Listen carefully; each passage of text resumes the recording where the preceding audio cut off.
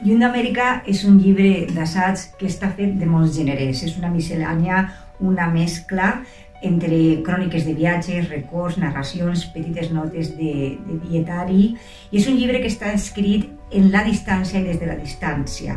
En lloc d'estar dins d'Amèrica, com vaig fer en una ocasió, ara estic lluny d'Amèrica, des de casa i molt lluny geogràficament, però també en el temps, perquè m'ha permès recollir aquells records i impressions que vaig escriure ara fa 25 anys quan vaig viatjar per primera vegada a la costa est del país.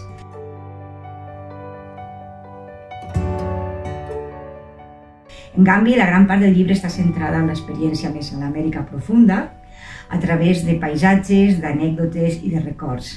Però no només això, sinó que hi ha també una experiència per Nicaragua molt íntima, en un viatge fet en família, gràcies a uns amics del país que ens van convidar, i intenta fer una crònica social del país, de la gent i del moment.